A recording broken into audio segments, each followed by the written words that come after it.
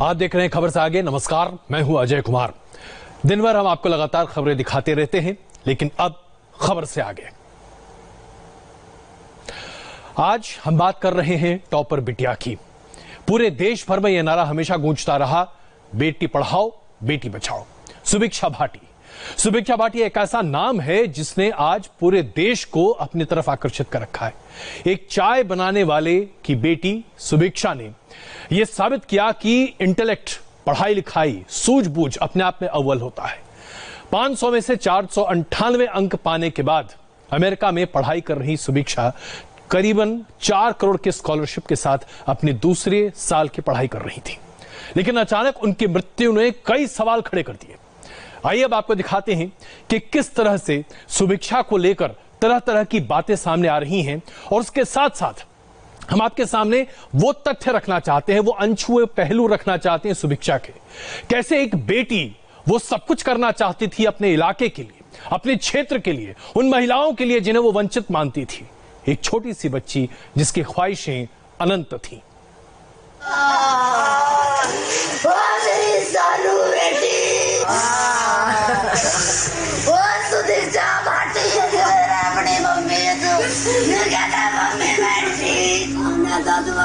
ये आवाज सीधे दिल को लगती है।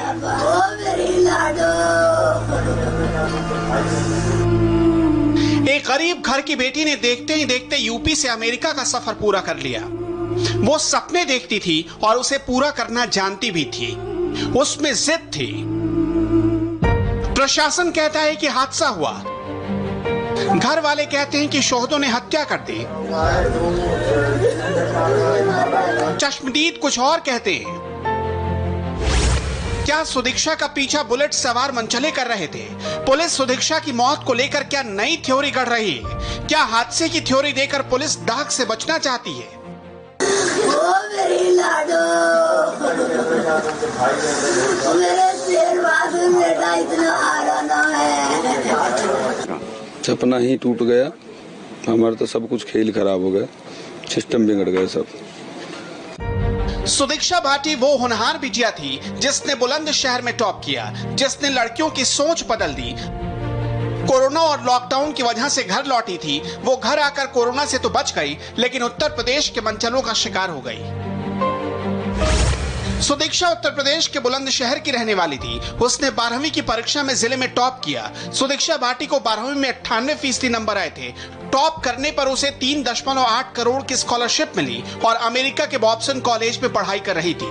पिता दादरी में चाय की दुकान और एक छोटा सा होटल चलाते हैं। उसे 2011 में विद्या ज्ञान स्कूल में एडमिशन मिला, जो शिव नाडर फाउंडेशन का स्कूल है। वहीं से उसने 6ठी से 12वीं तक की पढ़ाई पूरी की। परिवार का दावा है कि सुदीक्षा चाचा के साथ बाइक से ननिहाल जा रही थी। रास्ते में बुलेट सवार कुछ मनचले छेड़खानी करने लगे। मनचले बुलेट से स्टंट दिखाने लगे। स्टंटबाजी के दौरान ही बुलेट चला रहे मनचलों ने अचानक ब्रेक लगाया और पीछे से आ रही सुदीक्षा के चाचा की बाइक मनचलों की बुलेट से टकरा गई। कितने बजे आप लोग निकले, पूरी बात बताइए। 8 बजे का टाइम होगा जब यहाँ से निकले थे, तो हम जा ही रहे थे। अचानक हमने बुलंदशहर पार किया। बुलंदशहर पार करने के बाद में 2 बुलेट पे लड़के थे। उन्होंने हमारे आगे पीछे वो बाइक आगे करी, कभी पीछे करी, तो कुछ कमेंट्स ही ऐसी करने लगे। हालांकि प्रशासन का दावा है कि बाइक सुदीक्षा का भाई चला रहा था। वो नाबालिग था, इसलिए परिवार इस बात को छिपा रहा है। ये कहा जा रहा है कि एक इतनी होनहार लड़की जिसने अपने दम पे ये मुकाम हासिल किया, छेड़खानी की वजह से, स्टंट की वजह से उसकी जान चली गई। ये जो छेड़खानी की बात है, ये आज कुछ मीडिया के माध्यम से और जो बिटिया जिसकी डेथ हुई है उनके चाचा के माध्यम से ये ज्ञात हुआ है। जबकि जब कल ये घटना हुई थी तो ये बात कहीं से भी प्रकाश में नहीं आई थी। परिवार वालों का सीधा आरोप है कि मनचलों की वजह से सुभिक्षा की जान गई है। पुलिस बिल्कुल एक अलग थ्योरी सामने प्रस्तुत कर रही है। इन दोनों थ्योरी को आपके सामने प्रस्तुत करेंगे और उसके साथ साथ आंकड़े भी कि दरअसल रोमियो उत्तर प्रदेश की कितनी बड़ी समस्या है। लेकिन उससे पहले हम आपको दिखाना चाहते हैं सुभिक्षा के वो सपने, एक छोटी सी, एक नन्ही सी बच्ची के सपने अमेरिका जाने से पहले कैसे वो अपने समाज के लिए, अपने महिला वर्ग के लिए, बुलंदशहर के लिए बहुत कुछ करना चाहती थी, लेकिन कर ना पाई। सपने अधूरे रह गए। I belong to a section of Uttar Pradesh where most girls drop out of school just after completing their primary education because cases of eve teasing are prevalent. And most parents don't think it is safe to send their girls out to study at schools. Given this, I had to convince my parents to not just let me continue my studies, but also to let me move away from home and stay at a residential co-educational campus. And I thank my father for trusting me and letting me pursue my dreams. One day, I'll return to my country and I hope to at least change the face of my village and my community. I strongly believe that education is the only tool that can empower women to have a voice, and hence, I will try hard to work towards narrowing this gender divide. America जाने से पहले साल 2018 में सुभिक्षा ने जब लोगों को संबोधित किया, उस वक्त भी अपने इलाके में रोमियो की परेशानियों को बड़े सामने तौर पर रखा था, सीधे तौर पर सामने रखा था। साफ कहा था सुभिक्षा ने कि उस पूरे इलाके में मनचले बहुत बड़े पैमाने पर महिलाओं को बाधित करते हैं, सड़क पर निकलने में दिक्कतें पैदा करते हैं और तमाम तरह की मुश्किलें पैदा करते हैं, जिसकी वजह से घर वाले अपने बच्चों को, अपनी बेटियों को घर से बाहर निकलने नहीं देते, पढ़ने नहीं देते। कैसे बचाएं अपनी बेटियों को और कैसे पढ़ाएं अपनी बेटियों को पश्चिमी उत्तर प्रदेश में खास करके। तो आइए अब आपको दिखाते हैं कैसे पुलिस और जिला प्रशासन इस पूरे हादसे को एक अलग कलेवर दे रहा है। जिला प्रशासन का यह कहना है कि सुभिक्षा की मृत्यु एक दुर्घटना है, उसमें किसी भी तरह से किसी मनचले का कोई हाथ नहीं है। हालांकि परिवार का दावा बिल्कुल अलग है, लेकिन जिला प्रशासन अपनी बात पर अड़ा है। उनका बाइक ट्रैफिक के कारण उनके आगे कुछ व्यक्ति जा रहे थे, उन्होंने ब्रेक मारा और ब्रेक मारने के कारण इनका बाइक उनके बाइक से टकरा गया, चोट लगी। इनको स्थानीय प्रशासन ने सूचना मिलने पर तुरंत सीएचसी औरंगाबाद में भर्ती करवाया। आइए अब आपको दिखाते हैं कि दरअसल पुलिस और परिवार वालों के बीच में क्यों इतना फर्क है। परिवार कहता है कि सुभिक्षा की हत्या की गई है और उसकी वजह बड़ा साफ है कि उनका यह मानना है कि मनचलों की वजह से स्थिति बहुत गंभीर बनी हुई थी और वहां पर दिक्कतें थी। पुलिस का यह दावा है कि यह सड़क हादसा है। पुलिस के सामने एक प्रत्यक्षदर्शी भी है और पुलिस ने अपने आप को इस पूरे मामले पर सामने रखा है। परिवार का दावा है कि चाचा बाइक चला रहे थे, लेकिन प्रशासन का दावा है कि नाबालिग भाई बाइक चला रहा था। परिवार का दावा है कि सुभिक्षा की स्पॉट डेथ हुई है। प्रशासन का मानना है कि अस्पताल पहुंचते पहुंचते सुभिक्षा की मृत्यु हुई है। कुल मिलाकर बिल्कुल दो अलग तरह की बातें हैं जो सामने निकल कर आ रही है। इसमें सच कहां छुपा है, बिना तहकीकात के ये बात सामने नहीं आ सकती। लेकिन हमने आपको दिखाया कि जिला प्रशासन का क्या कहना है इस पूरे मसले पर। अब जरा परिवार की बात को भी समझिए, क्योंकि अभी तक इस बारे में कोई तथ्य सामने नहीं आया है कि बुलेट सवार क्या वाकई में छेड़खानी कर रहे थे या नहीं। प्रत्यक्षदर्शी ने स्पष्ट तौर से कहा कि बुलेट मोटरसाइकिल अचानक रुकी और पीछे से सुभिक्षा की मोटरसाइकिल जाकर उससे भिड़ी, हादसा हो गया। लेकिन उसके पहले क्या हुआ, यह जानकारी तो सिर्फ सुभिक्षा का परिवार ही दे सकता है। सुभिक्षा का परिवार यह कहता है कि मनचलों की वजह से यह सब कुछ हुआ है। औरंगाबाद की तरफ से दूध का टैंकर आया था, उसे बचाने के लिए उसने इमरजेंसी ब्रेक लिए। जो एक लड़का और लड़की बुलेंसिया की तरफ से आ रहे थे, उसकी बाइक बुलेट में पीछे से ठुकी, जिससे लड़की भाई मौके पर गिर गई थी और ऑन द स्पॉट वो खत्म हो गई थी।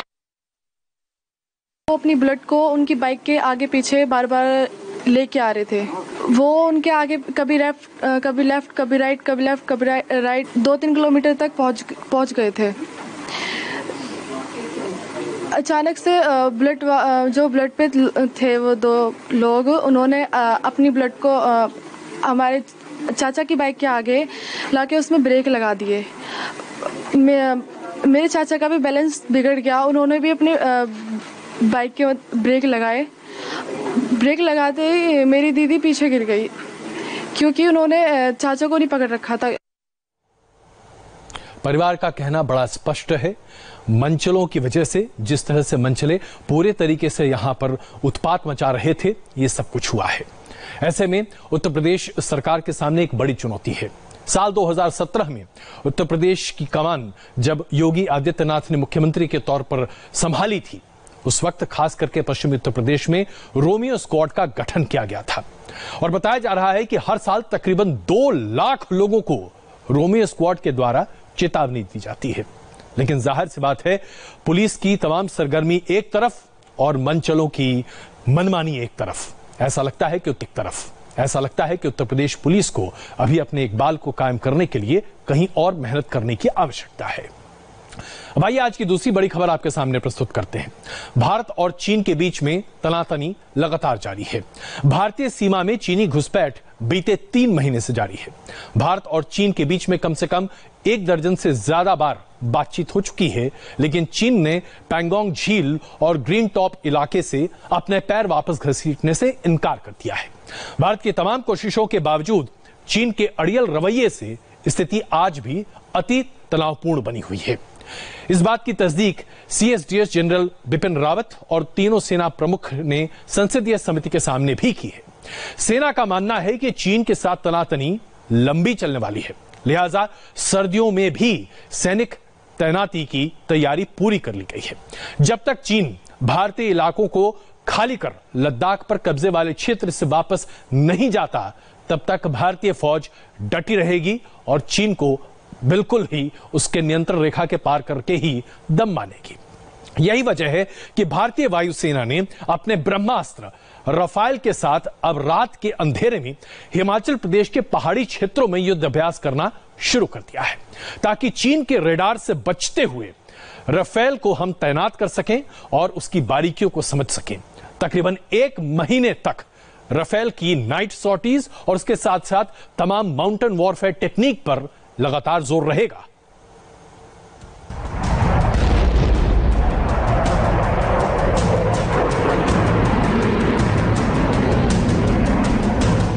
राफेल ने आसमान में गरजना शुरू कर दिया है। इंडियन एयरफोर्स राफेल से रात के अंधेरे में युद्ध की सीक्रेट प्रैक्टिस कर रही है। चीन को सबक सिखाने के लिए एयर टू एयर मिसाइलों और एयर टू ग्राउंड मिसाइलों की टेस्टिंग की जा रही है। राफेल फाइटर जेट LAC से करीब 1800 किलोमीटर दूर हिमाचल प्रदेश की पहाड़ियों में हुंकार भर रहे हैं। रात के अंधेरे में राफेल की सफल लैंडिंग की ट्रेनिंग चल रही है। राफेल को LAC से दूर रखा जा रहा है, क्योंकि राफेल को चीन की नजरों से बचा कर रखना है। इसकी वजह यह है कि अक्साई चीन और LAC की पहाड़ियों पर चीन की पीपल्स लिबरेशन आर्मी यानी PLA ने इलेक्ट्रॉनिक इंटेलिजेंस रडार सिस्टम लगा रखे। चीन के ये रडार सिस्टम अमेरिकी वायुसेना को ध्यान में रखकर बनाए गए हैं। ऐसे में युद्ध की स्थिति में भारत के लिए मुश्किलें पैदा हो सकती हैं।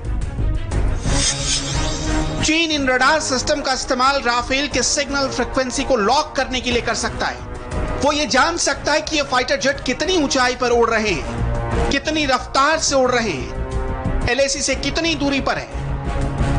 हालांकि मिलिट्री एविएशन के एक्सपर्ट का मानना है कि राफेल का इस्तेमाल बाद में लद्दाख में ट्रेनिंग के लिए भी किया जा सकता है, क्योंकि राफेल में युद्ध की स्थिति में सिग्नल फ्रीक्वेंसी बदलने की क्षमता है, जो दुश्मन के एयर डिफेंस को चकमा देने में पूरी तरह सक्षम है।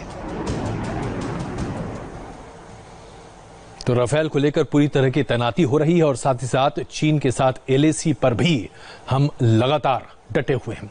बन रही है हमारे साथ। बस एक छोटा सा ब्रेक लेते हैं और फिर आपको बताएंगे कोरोना के वैक्सीन को लेकर एक अच्छी खबर रूस से आई है। रूस ने दुनिया का पहला कोरोना वैक्सीन रजिस्टर किया है।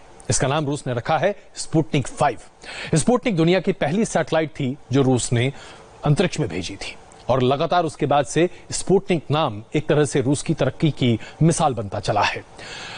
राष्ट्रपति पुतिन ने दावा किया है कि यह वैक्सीन बहुत ही सफल रह सकती है और उसके साथ साथ उन्होंने यह भी कहा है कि सबसे पहले इस वैक्सीन को उनकी बेटियों को लगाया गया है।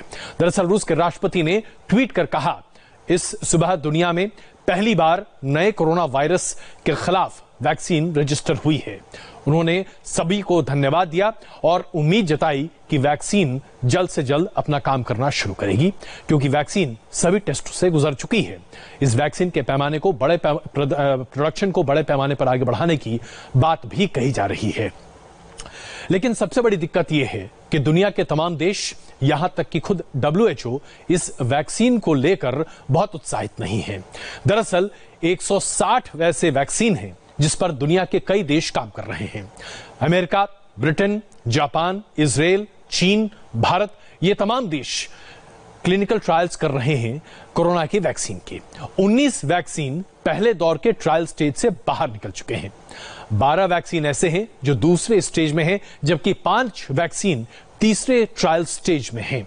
आखिरी स्टेज में पहुंचने वाले 5 वैक्सीन हैं और अभी तक जो शुरुआती नतीजे आ रहे हैं उसके आधार पर यह कहा जा रहा है कि सबसे पहले अक्टूबर या नवंबर तक जाकर कोरोना का वैक्सीन दुनिया के सामने आ पाएगा। लेकिन रूस ने इस पूरे वैक्सीन को अगस्त में ही रजिस्टर करा दुनिया को यह जताने की कोशिश की है कि तकनीक के मामले में रूस के आगे कोई नहीं है। आइए अब जरा भारत की बात करते हैं, क्योंकि हिंदुस्तान में लगातार कोरोना का संक्रमण बढ़ता चला जा रहा है। वैक्सीन का ट्रायल हिंदुस्तान में जोर शोर से चल रहा है और ऐसे में अच्छी खबरें भी आ रही हैं। भारत बायोटेक की ओर से कोवैक्सीन तैयार किया जा रहा है, जो कि ह्यूमन ट्रायल के फर्स्ट स्टेज में है। हम आपको यह बताना चाहते हैं कि ह्यूमन ट्रायल का 3 फेज होता है और अभी हम फर्स्ट स्टेज में हैं। भारत की एक दूसरी दवा कंपनी है जाइडस, जिसने कोरोना के वैक्सीन पर काम तेजी से शुरू किया है और ऐसा माना जा रहा है कि बहुत जल्द ही ये एक DNA बेस्ड वैक्सीन होगा जो ट्रायल के लिए सामने आएगा। इसके साथ साथ 3 और कंपनियां हैं जिसने ICMR से ह्यूमन ट्रायल की मंजूरी मिलने की अभी एप्लीकेशन सामने रखी हुई है। तो कुल मिलाकर यह कहा जा सकता है कि हिंदुस्तान में भी वैक्सीन को लेकर जबरदस्त काम हो रहा है, लेकिन इस साल के अंत से पहले वैक्सीन के सार्वजनिक इस्तेमाल की उम्मीदें लगभग न के बराबर हैं। खबर से आगे में फिलहाल इतना ही। बस एक छोटा सा ब्रेक लेते हैं और ब्रेक लेने से पहले आपको ये बताएं कि बस ब्रेक के बाद आपको बताएंगे पूर्व राष्ट्रपति प्रणब मुखर्जी की आर्मी अस्पताल में तबीयत लगातार खराब हो रही है, कोरोना पॉजिटिव है। उनकी तबीयत अब कैसी है बताएंगे मेरे सहयोगी सुरभि शर्मा।